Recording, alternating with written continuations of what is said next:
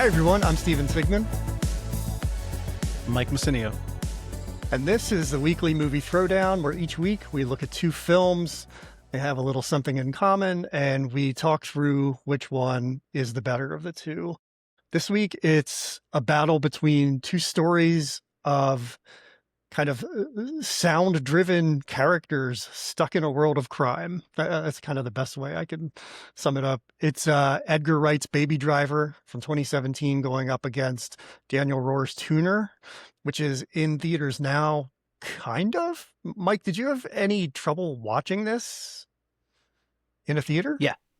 Well, that's a whole side discussion, but yeah, I find it completely insane that I can't find Tuner in a theater. It was only playing in like one theater on all of Long Island, which was nuts. Maybe two, like one further out east I didn't bother going to, but yeah, it's like I can still find multiple showings of Michael, but not one showing of Tuner. I don't understand it.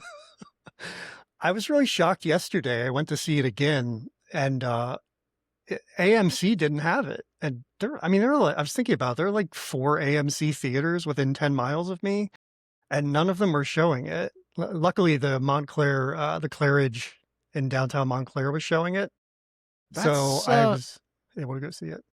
I say that's interesting and sad because AMC here was the only one that was showing it. And the AMC theater was the only theater I could find that actually had it. All the others weren't showing it. So the fact that your AMCs aren't showing it is a bad sign that it may already be gone. I don't know. It came and went. It only made like $5 million on a $6 million budget, which is a bummer. I understand it. And just on a total side note, the movie theater I usually go to showed a trailer for this movie for months. I saw it in the theaters. I was going to see other movies and I saw the trailer for it. That's what got me interested in wanting to see it. And then the release day comes and they weren't showing it. So why were you showing a trailer for a movie you weren't even going to show? Like, I don't even understand that. It makes no sense to me. False advertising. Wow.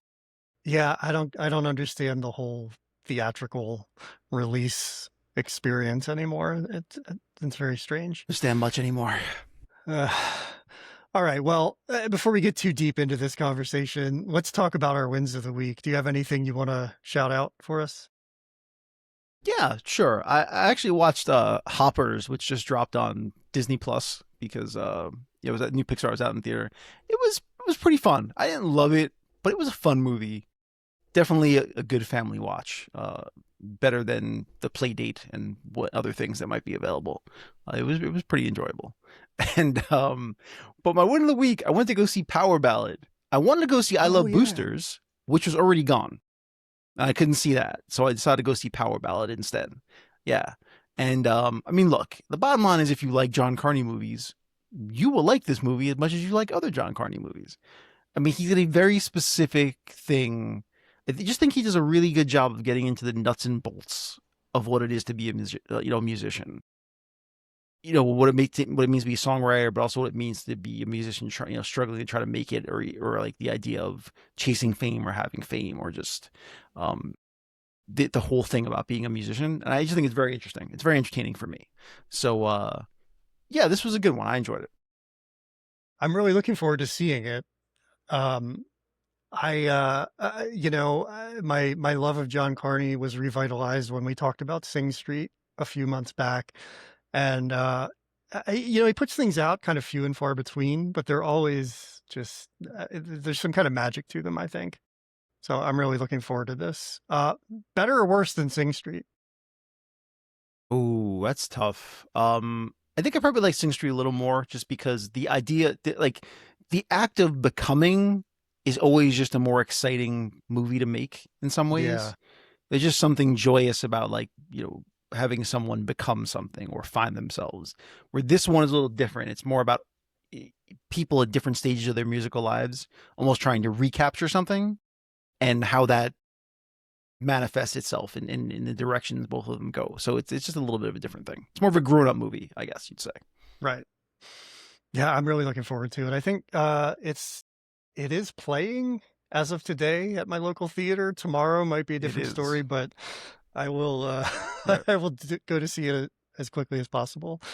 My win of the week this week, I've been traveling, so I haven't watched anything, but I did manage to stop at one of my favorite places in the world, which is Orbit DVD in Asheville, North Carolina. And if you are a physical media fan, this is the place for you. Whether you drive there like I did or you order online, they have everything. If they don't have it, they can get it. If you go in person, it's guaranteed you will spend 45 minutes talking about movies with somebody who works there. It's just the best. And there aren't a lot of shops in the country that actually sell physical media in person. So it's kind of a unique experience. And I really just anytime I'm within 2 hours of that place, I go there and I spend a lot of money because it's just such a good time. So uh, highly, highly recommend Orbit DVD if you're in the Asheville area or if you just want to order some physical media online. It's the place to go. Okay. Let's talk about this week's films. This matchup is pretty obvious. It almost feels like Tuner is kind of the grandchild of Baby Driver in a way. I mean, they're very similar stories, both about a young man who has a condition with his hearing that leads to an ability that gets him into trouble and into a world of crime that he wants to get out of. Um, what are your thoughts early on about these? Yeah, my first thought was because this was your suggested pairing, and oh yeah, I saw Tuner first, and then I went back and rewatched Baby Driver. I completely forgotten that the DNA of these movies is so similar. Like I forgot like the beats of Baby Driver, and as I was rewatching, yeah, I was shocked at how similar it really is. Yeah. So that was the first thing that jumped out at me. I was like, yeah, you really nailed that one. These are very very similar movies. But yeah, but told in very very different ways. Where one is, I mean, obviously you have rock and roll versus classical first of all, but just the pulse that drives them. One is very reserved and almost more insular, and the other one is obviously very large and loud and fast. So just two very very different ways of telling these stories. Yeah, you really see you get to see Edgar Wright in particular when you're comparing him, which is almost a similar story with Tuner to a different director. I mean, you really get to see the sort of peaks in his directing style because it's a different story with the volume like way turned up. And I'm gonna have a hard time discerning which one's better.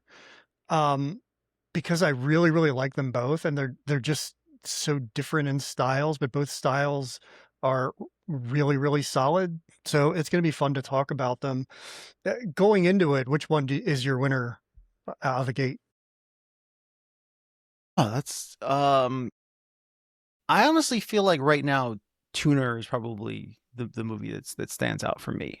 Okay. One other thing that was interesting while I was watching Baby Driver again, because the full Kill Bill just dropped on Peacock. And I told you I went to go see that in the theater when the whole bloody affair came out, but I rewatched it because it was on streaming, and that was good timing too because these two movies to me are very similar as well. Like Kill Bill and Baby Driver feel related just in the way that it's kind of the purest manifestation of the filmmaker's brains. Like Kill Bill is the movie that was everything Tarantino loved kind of wrapped up in a movie. And you just feel him pouring out of that movie.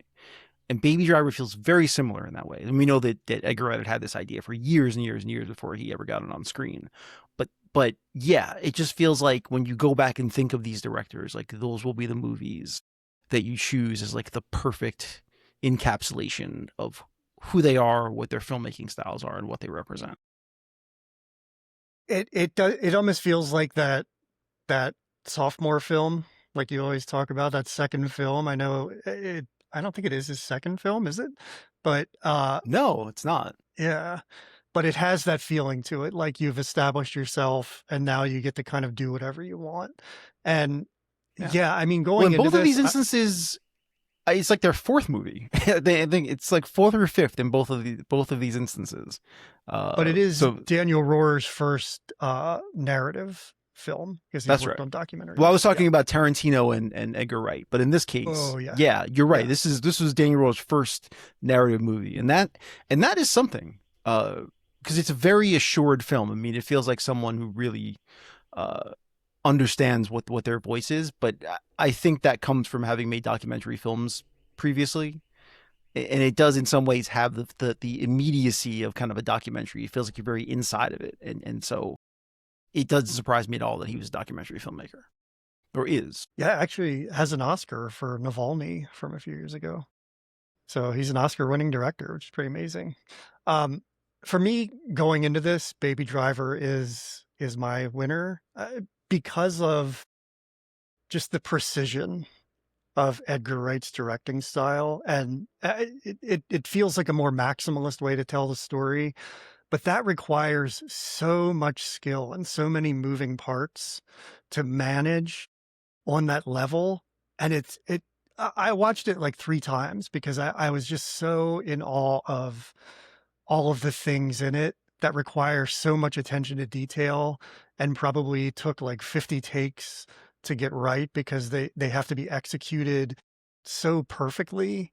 There's to me, I guess we could just kind of talk about Baby Driver, but it feels like it's built around rhythm, and maybe Tuner does that a little bit too in a more quiet way, but there's so much in Baby Driver where the what's on screen matches the music and not the other way around, which I think is really, really interesting. In particular, the second scene where he goes to get coffee after the first heist. That's all one shot for like 5 minutes, and you see the lyrics of the song that's playing written into the background and everything. Like what I realized is that the first half of the film with Baby, every scene is like he's choreographed. It looks like an Apple commercial or something. Like everything is set to music and there's a choreography to the way he moves through the world. And then that kind of changes. I mean, the whole film almost changes in the second half, but it's really that first establishing part takes so much work to choreograph Baby moving through the world, which I think is super interesting. Yeah, I'm really glad you pointed that out. You very much hit it on the head. I think that's my thing with it. I think that the first 25 to 30 minutes of Baby Driver are kind of some of my favorite 30 minutes of any movie. I think it's fantastic. I think just from the opening chase scene straight through that whole sequence is fantastic. And then I think it starts to get a little wobbly. I think it gets a little wobbly as it's wobbly, but also a little predictable. So again, it feels more like a. I mean, I hate to say this. I don't want to. I'm not insulting the movie in a way, but it feels a movie more obsessed with craft than story. And the craft stands out because it's fantastic, and it really is. Again, you know that he's been thinking about all these little things in this movie for a very long time, and you see it executed to perfection. And there's just a ton of visually interesting things about it, and most of it is either done in camera or with real effects, not and a ton of visual effects. It's really impressive. But yeah, story wise, it's fine, and dialogue wise, it's okay. Um, it's like some of the dialogue is a little too much explaining in the dialogue. I find Kevin Spacey's character is almost there to just explain things to you. But I have to say that the line "Shop, let's talk it" is probably one of the worst lines I've heard in a movie in quite some time. It like jumped out here. I was like, that's a terrible line of dialogue. And I normally don't say that. There are really some it feels very young to me, and like I don't get it some of the time, even though it's older people saying it in most instances. But yeah, I understand what you're saying. Although the beginning, I kept thinking about first, like CinemaCon. Every year in Vegas, they have the studios come and show a clip from the upcoming films to get people hyped about it. And I just kept thinking, like, either the first 2 scenes of Baby Driver being shown at CinemaCon would be like insane. Because if that's what you're thinking you're getting from this film, it's much like Michael Bay with that drone shot at Ambulance that goes up the building and comes down.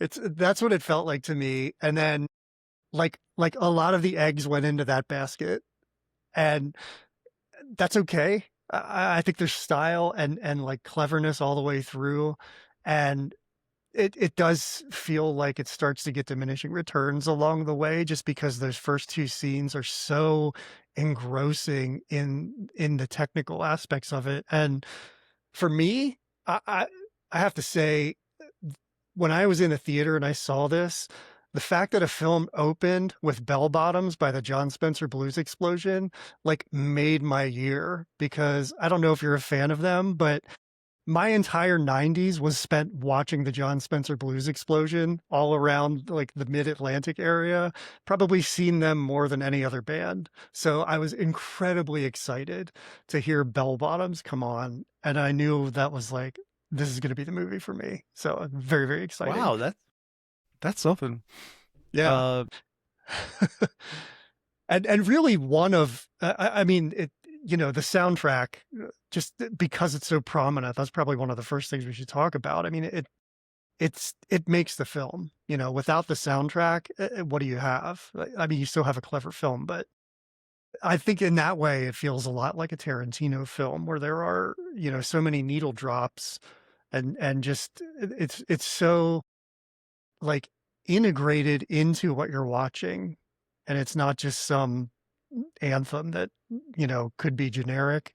So that's amazing. and like Tarantino, literal needle drops, like actual record Yes. players, and you see the needle being picked up and down. Which, Yeah, yeah. There was a nice moment, I even wrote that in my notes, where you're watching the dryer spin, directly in front of it, and then it sort of, like, morphs into the record player yeah, just there's so many clever things like that you come to expect from Edgar Wright, and he definitely does not disappoint in this film. Um, what do you think about the cast? Because as I was watching it, I was thinking, like, this is like one canceled person away from the Get Him to the Greek cast. So it's a little suspect with Ansel Elgort and Kevin Spacey, but overall, I mean, they work so well here. yeah, it's one of those things you definitely have to put aside what I have to think of it in the moment that it came out and just kind of accept Yeah. it for what it is. But Yeah. in truth, I mean, Ansel Elgort is really wonderful in this movie.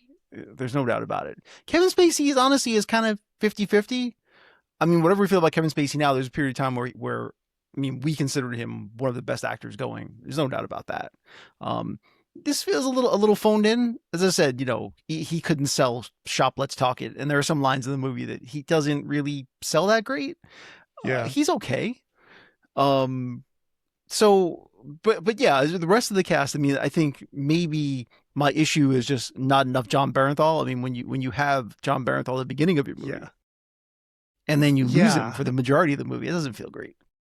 I was hoping I that he thought would for come back. sure I he'd thought I come was back. hoping the last job would be him with bats and like a 4-person crew in a way, but it has to be 3, and you have to have uh Darling and Jesus, what was his name? Buddy, yeah, Buddy and Darling together. But yeah, I would love to have seen Barenthal and Bats go at it in the final heist. That would be fun. That brings me to John Hamm. I mean, he's kind of what you get instead of Bernthal. And is he right for that part? I don't know how believable he Yeah. is in that role. Well, it turns out that apparently Edgar Wright had him in mind for that part the entire time he was writing it. So, I mean, if you ask the director, yeah, he was perfect for the part. But I really like this movie for that reason, because it's rare that you got to see Ham break bad, and he's done it in a couple of other movies, but not a ton. He kind of tried to go off and do more interesting things, and I don't think the audiences loved it that much, and so he kind of came back around to being the John Hamm that we know and love. But yeah, I kind of like John Hamm on the edge. It was fun to see. I mean, it shows his range for the most part, because I mean, when I think of him now, I think of Don Draper and I think of comedies. Like, we're rewatching 30 Rock, and he's Dr. Drew, and he's, the guy who's like a handsome idiot. And he's so funny. I mean, he's so funny in anything. So to see him in this role, I feel like this is an outlier, because he's either comedic John Hamm now, sort of like a rehashing of Don Draper, or he's some kind of like FBI guy, like he was in The Town or The A Team, both of which we covered. Yeah, Your Friends and Neighbors is a bit of, I mean, it's a bit of both. I mean, he's a former Don Draper who's also kind of Breaking Bad, but in a different way. It's not overt. So he's not really a bad guy, bad guy. He's just like a guy dropped in a circumstance and trying to survive. It's a little bit different, but yeah, it's nothing like this where he gets to play someone who's a truly bad guy. Do you remember when Disney tried to put him in the lead of the man with the golden arm or the golden arm or whatever it is, and he was like a baseball coach and he recruited Oh some player yes, from India? Yeah, that kind of role didn't necessarily stick with him, but I think he's in a good place now. So, yeah, I would have preferred to see Bernthal be that character just because uh, he's just so good at it. And to the writing, I feel like John Hamm just kind of turns on a dime on Baby because he was very supportive of him and very friendly to him the whole way through the first half. And then when he sees him leaving on the final thing, it's like he just becomes the villain. And that felt very abrupt to me, just like Kevin Spacey turning into somebody who will now help Baby. Like those were two character turns that were pretty jarring. yeah. I The last one you mentioned, I had more of an issue with, where it's like just because you see that he has a girlfriend, all of a sudden you're like, okay, I will completely help you. It just felt very abrupt because everything we know about that character is he doesn't care about anyone except his bottom line and what he doesn't. So all of a sudden it's like if he cared about him, he wouldn't have dragged him back into the last job in the first place. So yeah, I didn't love that. That didn't feel true to me in a way. But the John Hamm thing, I mean the yeah, his turn a little more so, but obviously when Baby ends up getting yeah, the whole thing with Darling ends up making a lot of sense. But so I think that's really when it turns. But you're right. But there's some seeds of it, yeah. I think just because he doesn't, I mean, he's afraid that he's leaving. I think that it looks very suspicious that he's possibly disappearing on them. So I think that probably because he's a drug addict, he's a very paranoid person. So I Yeah, believe that a little yeah, more. It's like I could almost follow the through line where he's like, it's a good wait a point. second, what is happening here? Yeah, But yeah. I don't know. And then he kind of becomes the Terminator. I mean, he's like Yes, he unstoppable. does. He gets shot in the chest. He gets, hit by how many cars? And then they do a great thing where he's driving a police car, and for whatever reason, there's a red light in it that makes him just look like the devil. And Yeah, it's such a nice touch. that was a nice use of light. Yeah, there's definitely Yeah. a good use of color in this movie in general. Hmm. So slightly shifting color tones and what Baby's wearing and things like that. So there's some nice use of color in this movie if you're paying attention to it. That's the thing is Edgar Wright pays attention to things that the audience might not pay attention to, but they're important and they have an impact on you whether you realize they're there or not. So I just think the direction in general is fantastic. Even if the film in the second half for me feels like a different film and it kind of doesn't hold up quite as well as the beginning. But what do you think about Jamie Foxx as Bats?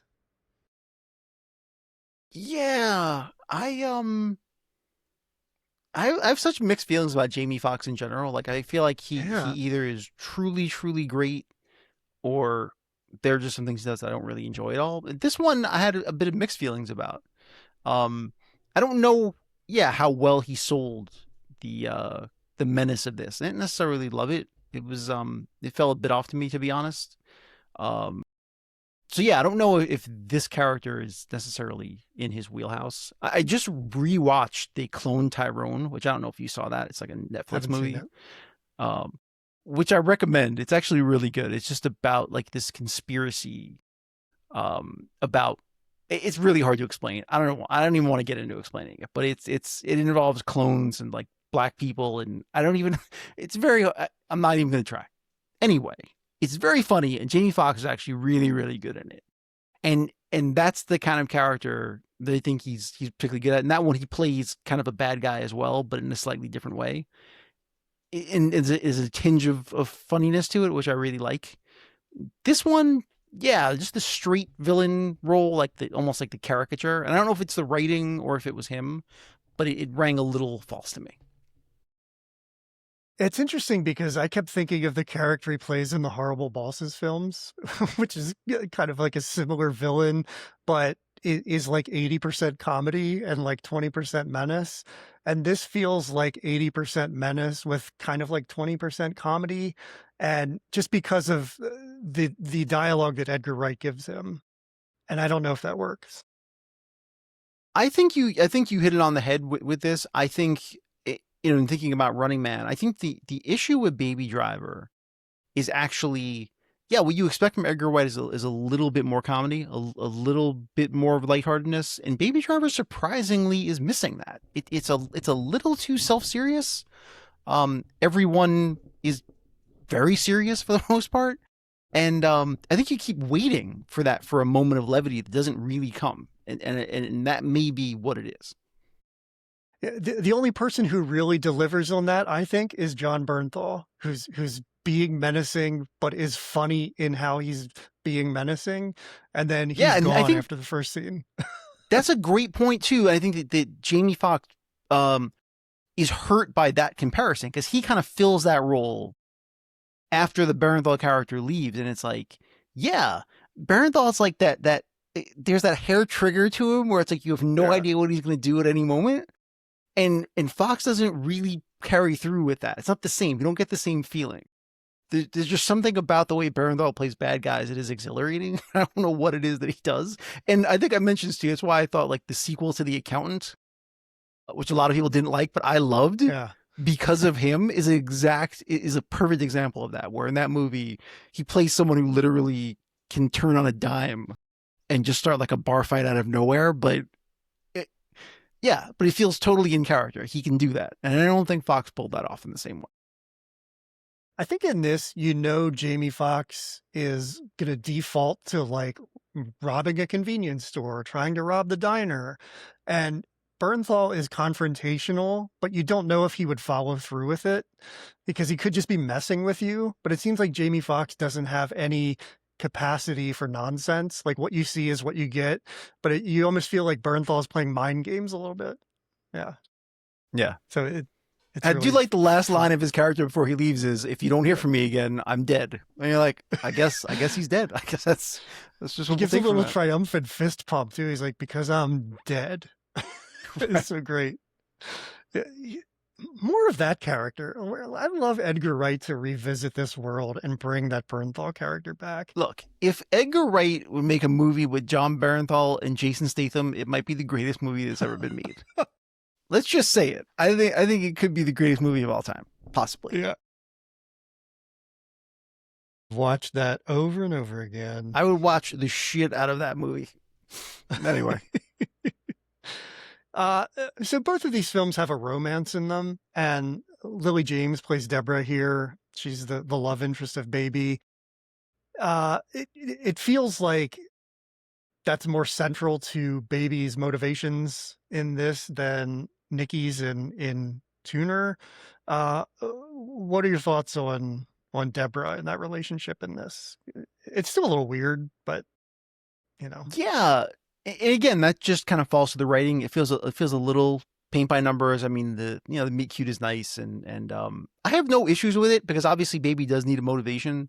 I didn't necessarily love them ending up in the diner. That felt a little convenient to me. But and again, I just kept thinking, why are you doing so many robberies in the neighborhood that you live in? It just felt I like a know. bad idea. Like that was the part Yeah, that when they went to the diner, I'm like, what? Why are you? Just go somewhere else. Go to a different town. What's yeah. wrong with you? Um, but anyways, this is what I mean. It's these little conveniences that come up. But yeah, I thought I liked. I mean, I thought they actually had good chemistry together, and I thought they were fine. I had no issue with that in the movie. But again, yeah, it just felt very convenient. You're making a world of master criminals who only rob their own neighborhood. Like it's like a tiny circle, which just feels a little weird to me. And it's not like it's sprawling Los Angeles. This is one of the few films shot in Atlanta that actually like establishes itself in Atlanta. So it's not a huge city, but it's still a city, and it doesn't seem like there are I mean, there are plenty of other places to go instead of just banks in the hub, which is where they said they were. So yeah, I mean, they kind of did themselves in by at least they moved to post offices. Nobody's going to look for them there. That's fair. Do you have anything else you want to talk about with Baby Driver before we go on to Tuner? No, I don't want to, spoil anything or get into it more. Let's talk about Tuner. Okay, let's move on to Tuner. Yeah. So very similar story. This is a young man who has a hearing condition that's basically an allergy to sound, and he was a virtuoso pianist. The sound condition made it so that he couldn't play anymore, or maybe he didn't want to play. Anyway, he gets has a mentor and a tuner. The mentor racks up hospital debt. So this is a nice story about the failings of the health insurance industry and hospitals in this country. He is forced to turn to a life of crime to help his mentor, played by Dustin Hoffman, pay off this debt. And just like in Baby Driver, once he's done, but he's not quite out yet. There's always one more job. And well, hang on, you left out the key thing that because of his hearing issue, it turned out that he has an affinity for cracking safes, right? Because he can focus really intently on the clicking of the knob. So he finds out that he actually is really good at this, and that is what leads him down this road. Yeah. So he has a sensitivity to sound, and because of that, he hears like the tumblers in the safe so acutely that he could just crack them. But it seems like it should be harder than that. Like anybody who just has good hearing and a YouTube channel can learn to crack safes. I agree, but yeah, I'm willing to accept that because he also has like a musical thing that he can hear things other people can't. Because don't forget he has perfect pitch. I think that's something to do with it too. Right. I'm gonna allow that to be the reason he's so good at it too. Like his hearing is so finely attuned, added with the sound issue, combines to him being really good at cracking safes. So this was directed by Daniel Roher, who we mentioned has an Oscar for the documentary Navaldi, and he also just put out this AI documentary, the Apocalyptimist, which I'm afraid to watch. I don't think I want to watch that. It's on my queue. I haven't watched it yet either. I can't. But so very similar story, a few different beats here and there, but told in a much more like tight way, like a very emotional way. Well, maybe not emotional, but just kind of it's a smaller story. It's very personal. Dustin Hoffman is great in this as Harry the mentor, and he's kind of, although I would say underused a little bit because he's basically in a hospital bed. Well, I was going to say, much like Barenthal, at the beginning of the movie, you get some Dustin Hoffman and you really love him. He's really, really great in this. And his character is really funny and you really like this guy. But yeah, you end up losing him pretty early in the movie and you're like, yeah, but both of these movies have characters that I definitely could have used more of. But you're right in terms of, I mean, I said this before, but yeah, I think it's the difference between rock and roll and classical in a way. It's like, Baby Driver is driven by, rock and hip hop, which is sprawling music. And so you have a sprawling movie, whereas classical is a very much more insular kind of world. And so you have an insular movie based around classical music, and the people that love it. So that makes a lot of sense. And piano tuning. I love that they talk about the fact that, they're tuning pianos that people don't even use, they just tune them to keep them in tune, but a lot of people don't even use them, just have them there. And allow me one nerdy thing to say about piano tuning. There's one scene towards the end where he's piano tuning a piano that's next to a pool. Yeah, I saw that. No person their right mind would keep a piano next to a pool. Directly next to a pool, chlorinated water would destroy a piano, I'm sure. I don't own a piano, but I'm pretty sure that would not be good. Well, we see that in the film when right, the water coming from the top. But and it looks like it's like an indoor pool room. Yeah. So think about how the humidity that would be in that pool as well. So I have no idea. I guess you're rich enough to have disposable pianos. I'm not really sure what the deal with that was, but that was pretty strange. Yeah, I would think the indoor part is the like the primary culprit in warping it because it's keeping that moisture in. Uh, I've seen plenty of like R&B and hip hop videos where there's like a cool piano by the pool outside, so maybe it's not as bad when the air can circulate. But yeah, definitely do not put your piano next to an indoor pool. That that seems You insane. should not. But but that brings me to one of the things I really love about this as kind of a technical nerd is watching them not only tune the piano, but like take them apart and replace things. I mean, I could watch a half hour of just that. That is so cool. Because you don't think about what a piano is made up of, parts wise. And there's a lot to it. It's just really, really fun to watch that stuff for me. Um, yeah, and this story is like I said, it's very similar to Baby Driver, but with more intimacy to it. Oddly, I don't feel like the romance in this is as essential as it is in Baby Driver, in a way, because it doesn't seem like he's all that focused on that necessarily for his motivations, the way he is his Yeah, mentor's health. I think you're. I think you're hitting something on the head here too, where Baby Driver, the romance is central because both of them are people that feel kind of trapped in their lives and are trying to escape in some ways. Whereas in this one, you have two people who are actually have different motivations and are they like each other, but in some ways their motivations for the future are slightly different, and they're not obsessed with necessarily trying to either get out of their town or uh, they don't have a desperation. It's a little bit of a different thing. So yeah, so it's central to the storyline, but not necessarily central to the character itself in that.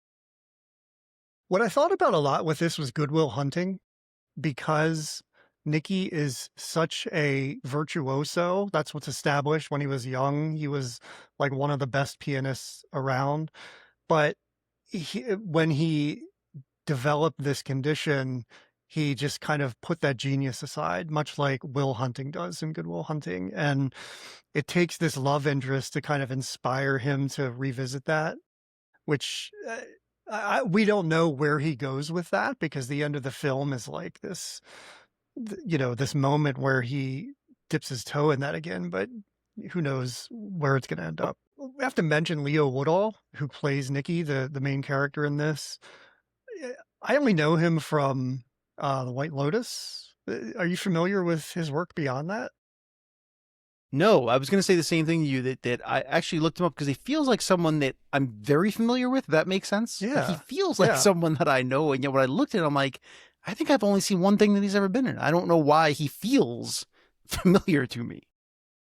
It's really interesting. He just feels like he's been around forever. And but Right. what I find fascinating is that he and Havana Rose Liu, who plays Ruthie, his love interest, and kind of also Ansel Elgort. Maybe he's a little more established, but all three of them seem to have gotten either top billing or like secondary billing very quickly in their careers, Yeah. and it's kind of launched them into this. And it seems like all of them have sort of evened out a little bit now. I mean, Ansel Elgort sort of had his own troubles, and also a music career where he made a video that I may or may not have been based on the Michael Mann film Thief, which I came across, which was very strange. Really. But they're all becoming pretty established and getting a lot of work now, and it seems like they haven't paid a lot of dues just yet. Well, Havana Rose Liu, she's actually in Power Ballad, which I didn't even realize. Turns out she has a part in that as Oh well. yeah, Hmm? yeah, I really like her. I'm looking forward to seeing it just because of her. And again, I only know her really from Bottoms. That's the only thing I remember her being in.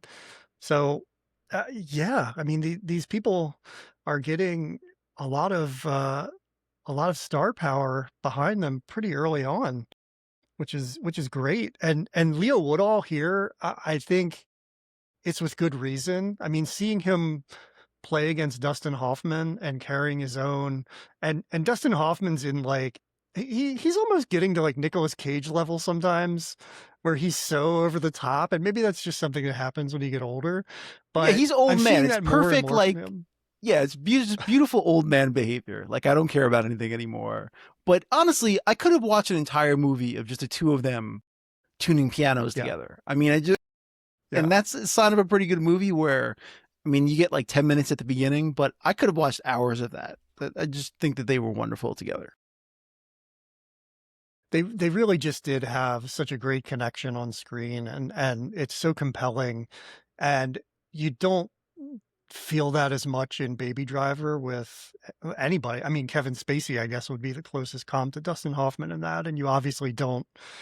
Well, I would guess that he's actually more of a comp to Yuri in Tuner, the recruit for the Life of Crime, but he kind of fills both roles, I guess, like mentor and criminal boss who wants something from him. But you get a real feeling of a mentorship, and I think Leo Woodall is also, you get it like a sense of a New Yorker who, even though he's the mentor or the mentee, and even when he comes across these guys who are like breaking into a safe, he's so no nonsense about it. He's like, "Can you shut up now? Like, I cracked your safe. I need to go back to tuning my piano." It Yeah, just feels like a it's a New very New York York kind of movie. thing. It's Yeah. yeah. So I have to say, this movie, like Baby Driver, also hinges on conveniences, some stuff that reads a Yeah. little convenient. I mean, this movie Yeah. hinges on a watch and the way it plays out. And won't necessarily Yeah. spoil it for people, but it's kind of like, well, what are the odds of this? You know, it just so happens that and the whole the act of the movie kind of hinges on that. And sure, it's possible. It felt a little surprising to me that they would that would come around. Also, I have to admit that I was a little sad to see the climax of the movie. Like, I knew Yuri was a bad guy, but I don't know. And maybe that's the mark of a good movie, but like, it really bothered me. Like, I found myself very upset by the climax of the movie. It really What were stayed you with me. upset by? Like, no retribution, or just, I Well, mean, yeah, you could just spoil that. I it if mean, it you was haven't almost seen it. like he was cruel for the sake of being cruel. Because in a way, it's like he ends up doing what, you know, what he was asked for, but it's like, but he had to Yeah. just inflict pain just to do it, and it's just like, it Yeah. just made me upset. I can't explain why. Maybe I'm getting soft in my old age, but it really upset me. It upset me as well, it almost feels a little bit like the buddy turn in Baby Driver, where he's somewhat nice, and I mean, it's fake with Yuri, but because he just wants what he wants, and if you're giving it to him, he's going to be nice, but he's still going to be lying to you to get it. But yeah, he just turns super cruel. And I mean, for somebody to, have this condition and to lean into causing pain around that is really upsetting. Even his nephews were like, whoa, whoa, whoa, Right, that's what I knock mean. it Like, they were just off. like, "There's no reason for this," and it's like he does it just to do it, just to be cruel about it. And it felt, yeah, it really hit me. And as I said, I mean, I guess that's what makes it effective, that turn. But in some ways, and that's what I wanted to talk about, like, at the end of the movie. I mean, like I said, I don't really want to spoil this movie. People haven't seen it, but I do wonder at the end what you're supposed to feel about it. It's almost like, what happens with his ears, does it end up being freeing for him in some ways? And that's the sense that we're supposed to get, that that he's almost able to move to a new space and come back to playing, or come back to a different place, because now his hearing is irreparably damaged. In a way, Yuri is a bit like Dr. Sean, the Robin Williams character in Good Will Hunting, if you think about it. I mean, he really liberates this kid. Definitely different methods, but he kind of sets him free, essentially. So that's an interesting take I didn't think about before. Um, one of the things that I find interesting is like, I don't know how much I'm rooting for Nikki the way I did for Baby. there's something like, I don't know what it is. There's less of a connection to this character for me, and maybe that's the way Leo Woodall's playing it. Maybe that's like the New Yorkness of it, but I don't feel like the stakes are as high in a way. Baby wants to Hmm. get out with Deborah, and like we don't know what happens to the Nikki character in relation to Ruthie or anything. I mean, there's a line that Jean Renault's character basically employs him now. So I guess that's what you assume happens when the credits roll. But I don't know. I felt like because that love interest wasn't as compelling, or it wasn't motivating him as strongly, there almost seems like the money, is the motivation, and Harry. And then when that's gone, it's like, what? I don't know. He's doing something for somebody else in the Ruthie character by getting the watch back, but maybe it's a selfless act, and maybe that's why we should root for him, because he kind of Yeah, makes it about I her. uh I think that's really interesting that you say that because I think I have the exact opposite feeling. I really do. Like maybe because Throwdown. Nikki is exuding New Yorkness, I very much attach myself to him. I feel like because his plight is more personal, it's just this person and the speech that he gives to I find very effective where it's kind of like you have greatness.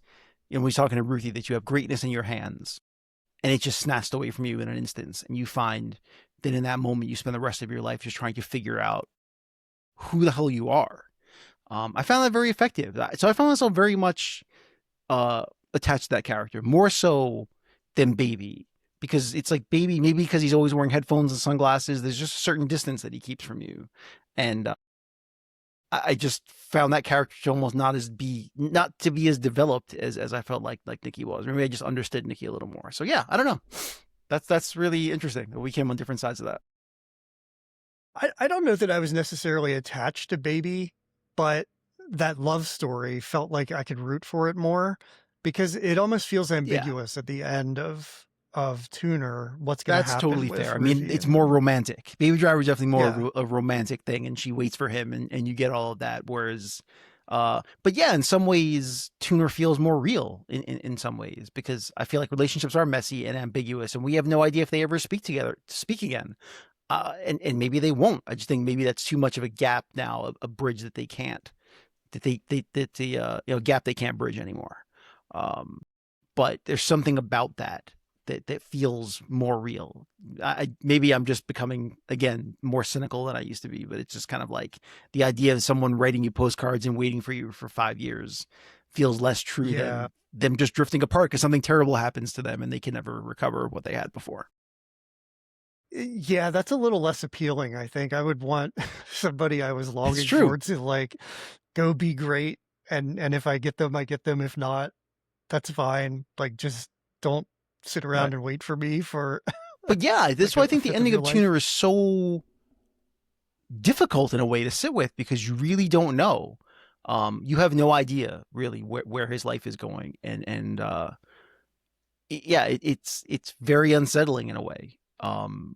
We're not sure if any of it was worth it or what's going to happen with him, or if he's suddenly liberated or he's just trapped in something else.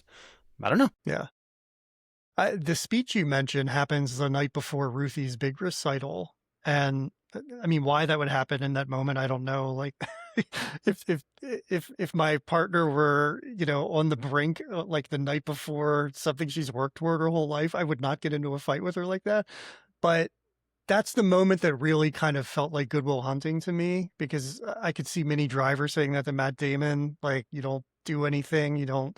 And his explanation is valid. I mean, it makes sense. That must be, you know, well, it is life altering for him, because he's on this trajectory, and like in the blink of an eye that changes, and he has a completely different life. So Yeah. yeah, see, this is why Well, we talk through it, because I'm well, coming allow around a me a little bit. moment to give you perspective on that as well, because the way that I saw that is that it does make sense to me because the night before she's about to do something that could possibly change her life and move her into a stratosphere which he knows he now can never have.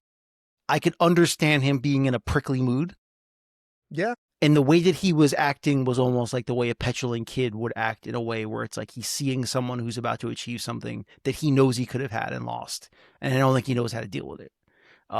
And so it's almost like he's itching for something to happen. And then she just pushes that button, and then that's that, because he's already been thinking about it. So that was how I read Yeah. it. So it felt a little real to me in that way. It's also like a few days after Harry passes away. So that is, and you know, that was his life. So now he's like truly lost. So yeah, that does make sense. But again, man, like don't do it that night, you know? I I know we understand the want hair them to be trigger, better, but but that's the thing about this movie. We keep wanting them, everyone to be a little bit better, but they really aren't. They are what they are, flaws and all, and we're not really get I think that what we brings want. more realism to it, especially as a New York story. You know, you have these people. It's actually a great like encapsulation of what New York is, because you have Leo or Nikki and Harry, who are kind of like these blue collar guys working for basically rich people. And then you have this young woman who's a student trying to get into that world of the arts. You have the maestro who's established in that. And then you have the criminal element who's trying to take all of that away from everybody. It feels very much like they just had a list of characters to point out in a New York story, and they checked all the boxes. It's really Yeah, interesting now that I'm breaking it down like that's that. pretty good. Yeah, you're right. Yeah. I'm really coming around on Tuner. I mean, wow.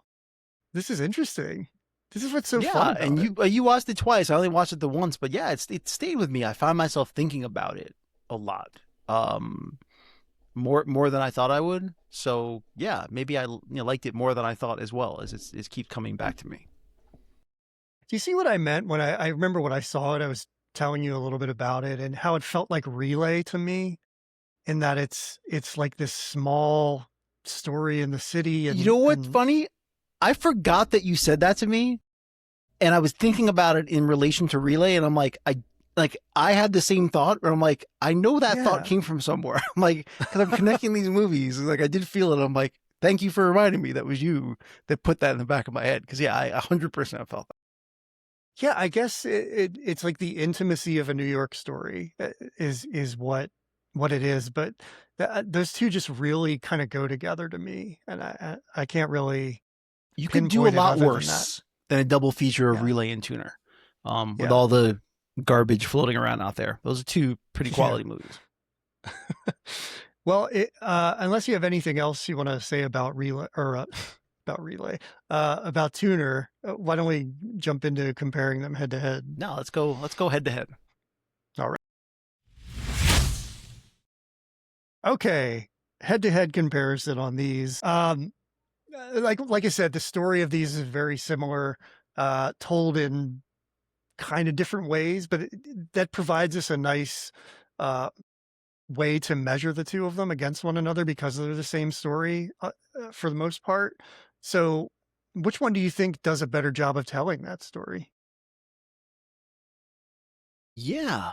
Um. I mean, I feel like Tuner does a better job of telling its story. Um. Yeah, I just think it's a better screenplay. I just do. Yeah, I'm so on the fence about this, because I came into this thinking I love the cleverness of the screenplay.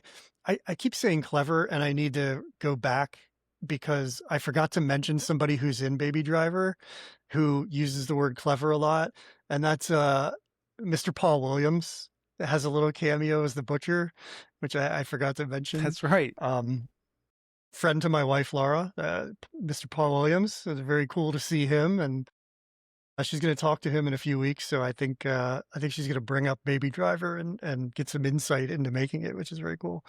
Uh, yeah. So for Story Tuner, for me, I think it depends on the day. As far as telling the So, uh, story, yeah, I was just say, can I just amend slightly what I said? As I said, I think in terms of screenplay, I think that Tuner is more effective. I think in terms of visual storytelling, I mean, Baby Driver is more effective in the way that it tells its story. So that's why I'm struggling with it. Yeah. Where I think Tuner's a more effective story just on the page, and I think it's better written. But I mean, Baby Driver is so visually compelling and told in such a fun way that that's where it gets points. But I think at the end of the day, I'm always thinking in terms of effectiveness of the story itself on the page, how it's told, and I think a tuner is more effective in that way. What's interesting now that you say that is I see Baby Driver as telling the story visually, whereas Tuner, something we didn't talk about is it's so immersive in its sound design where you're really hearing the world through Nikki's perspective. And that goes a long way with telling the story, maybe that you're not seeing as clearly, but you're hearing it. And I think that is incredibly effective. So, gosh, I still don't know which way to go, but I think you're right. I think on paper, uh, it oh gosh, you know what? I'm gonna go tuner. As much as I love seeing everything that Edgar Wright does, when you strip all of that away and you have this story, I like the mentor story, like the mentor element of the story with Tuner, and I think that's almost like the relationship that Baby and Deborah have, but in this film, it's like the mentor and so yeah, you know what? I'm gonna say tuner. I did not expect to do that, but that's how we work here. So it's going pretty well. As far as characters go, I think this is an interesting comparison because they're very different for the most part. Which one do you think gets the characters better? Yeah, I mean, because we're saying characters, we're not saying character development necessarily. Yeah, Um, so I think that that's makes it part of it. harder because Baby Driver has very defined characters. I mean, they're very clear as to who they are, and they work in that way. They just don't really change at all. Whereas Tuner has effective characters that evolve as we watch the movie. Um, so for that reason, I'm probably leaning towards Tuner, but I would actually probably say this one is a little more of a tie for me. Okay. Yeah, it's a tough one. I think the emotional connection between Nikki and Harry and Tuner is far stronger and more compelling than any relationships in Baby Driver, including Baby and Deborah. I just think there's more emotion in that relationship, which is funny because I said I didn't feel like Nikki was all that emotionally connected throughout the film, but he is connected to Harry, and I think that relationship is so strong, and that's the one he expresses, and that's really the reason he gets involved in everything he's doing. And in Baby Driver, you have Joseph, Baby's foster father, and you don't ever see his dad. I mean, there's an allusion to the connection with his mom, but that relationship is only told in flashbacks, and you don't really latch onto it as strongly. So I think I'm gonna go tuner here just because of that Harry-Nikki relationship. It's so strong, and it's really the catalyst for everything that happens.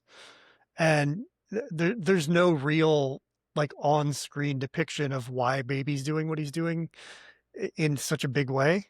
So, yeah, I'm gonna go tuner on this one, much to my surprise. Man, I'm just changing course on what I think is gonna win here. This is great.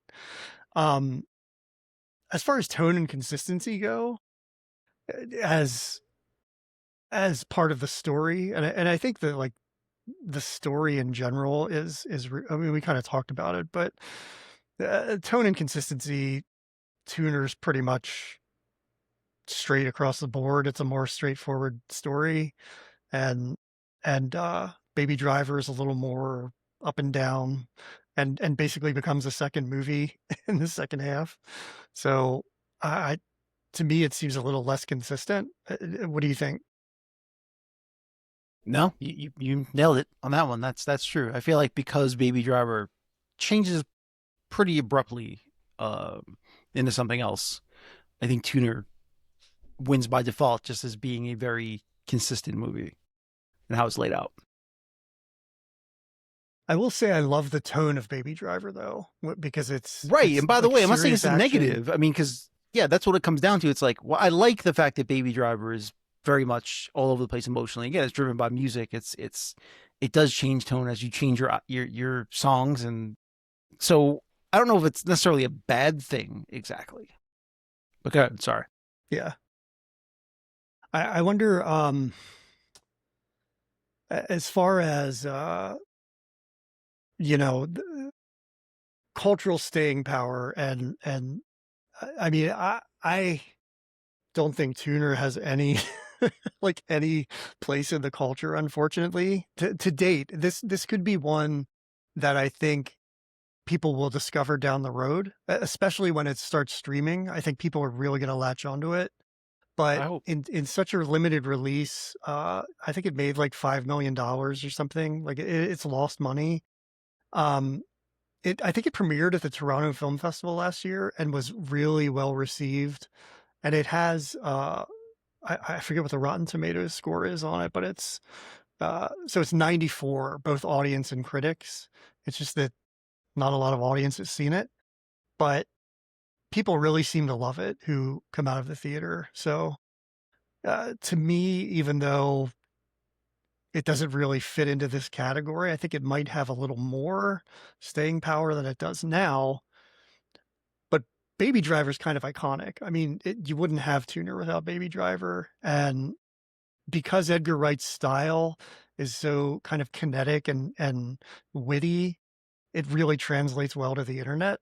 So I see a lot of Baby Driver memes. I see a lot of things like that. So uh, to me, it seems like a pretty clear winner here. What do you 100%. think? Yeah. Okay. So sorry, just totaling up everything. So we're pretty much in agreement on this, which is not how we started the show. I think that's interesting to see. So we need to figure out where we're actually going to land by breaking it down with our fun questions that we ask each week, and they're not really going to determine anything, but they're just fun to talk about. So let's move on to our 5 questions. Okay, career peak or Sounds good. valley for anybody involved? Wow. I mean, probably a career peak for Ansel Elgort, I guess. Um, I Yeah, he can't think got of canceled after anything this. else I associate him with. So yeah, so yeah, I'm pretty sure this would count. Hard to say if it's a career peak for Edgar Wright. I mean, the thing is, because I mean, for him, I feel like this was a career peak because this is the movie that he had been trying to make since he was a kid. So he might consider it his peak, but I don't know if that's true in terms of his career. Um, for Tuner, Yeah, yeah, I mean, you have a pretty young filmmaker early on, and I think Leo Woodall's got a lot of good work ahead of him. So I wouldn't necessarily say that. yeah, I think you're right. Baby Driver did come after Scott Pilgrim versus the World and Hot Fuzz for Edgar Wright, which are both pretty beloved films. So it's hard to say with him. And I don't count him out as having something else down the road that's going to be just unbelievably good. So I'm in agreement. Yeah, I don't. I guess Ansel Elgort. I'll agree with that. He's probably, unless he can have some kind of like comeback from his soft cancellation, like Aziz Ansari did. I think he might not Yeah, I don't know. do too much more than he already has. Yeah, I mean, maybe He a does have career 3 valley for things Kevin coming up though. Spacey because I don't, It's hard to say. I mean, there's so many. to say. It's, we just Yeah, don't I know. mean, it's true. Would you want to hang out with anybody from these films? Yikes, that's a tough question. Harry, right? I mean, yeah, wouldn't we all want to hang out with Harry? I mean, come on, who are we kidding? Yeah. But Yeah. maybe he's the only one. I Yeah, he's the only person that's like a good hang. The rest of them, everybody in Baby Driver feels mildly homicidal, so I'm not particularly down with that. We get a cameo from Herbie Hancock in Tuner. I wouldn't mind hanging out with Herbie Hancock for a Yeah, little bit. that was something. I was really surprised to see that. That was pretty cool. Yeah, I really, boy, I love And we Herbie have a Hancock. small part by Flea in Baby Driver, so that's nice. That's right. That I is will right. say though, I was listening to Uh, an interview that Flea did about it, and he said that he'd never been in an action movie before. And I thought that was funny because maybe I'm one of the few people that remember this, but he was in that movie The Chase with Charlie Sheen and yeah, Christy Swanson, and he played a cop with Anthony Kiedis. So like maybe he's just trying to pretend that never happened. I'm like, that's not true at all. It's like, come on. yeah. Maybe he forgot because it's not a great movie, but boy, Maybe. I used to watch that Because he all the says like, it was time. a car chase. I'm like, that whole movie was a car chase. What are you talking about? You definitely did this before. It's literally in the title. Boy, that was on HBO all the time back in the day. I mean, man, I It was. watched that 100 times. So fun. Uh, all right. If Steven Spielberg has to direct one of these films, which one is he making? This is a really tough week for this question. Yeah, it is. Because it's like after watching Ready Player One, you feel like Spielberg could direct Baby Driver if he had to. He could probably make that movie work. Um, but Tuner feels like a movie he also probably could make. But I don't know. I feel like if I had to choose, I'd probably say Baby Driver. I think that would be a good movie for him to make. I think I agree. I could see him making Tuner too, but Baby Driver has more of a Spielberg feeling to it because Edgar Wright is very inspired by Steven Spielberg. Yeah. So Plus, I will say this: whenever I see a New York movie, I do not think of Steven Spielberg. I think it's like the one yeah, thing is probably his Achilles heel. He's a California kid.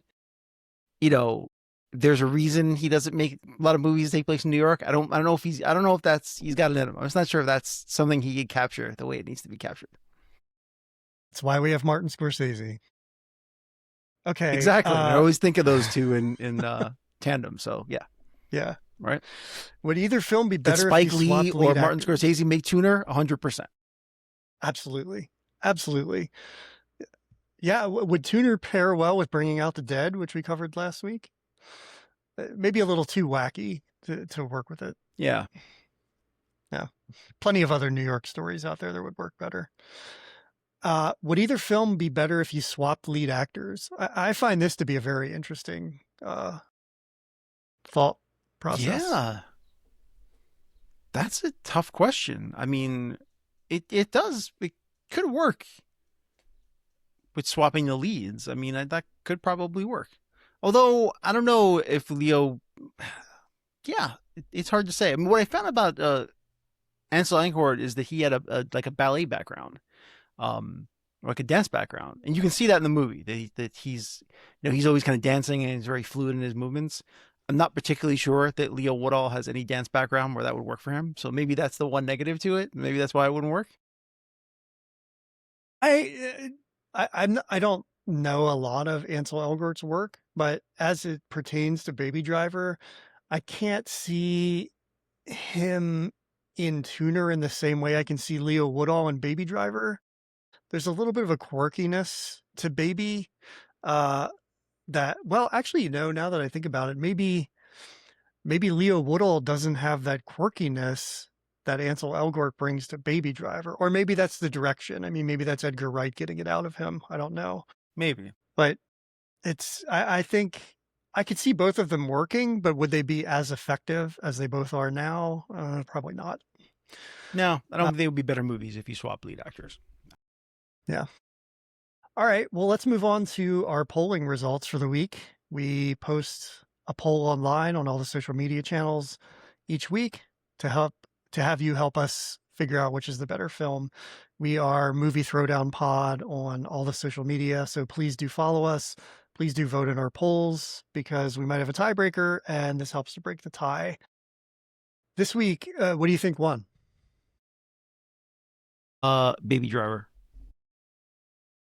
Not a lot of votes this week because I wasn't as diligent about it because I was traveling, but I did throw some polls up, and yeah, it was incredibly close with a score of 10-8. Baby Driver wins out over Tuner with the internet. So very close.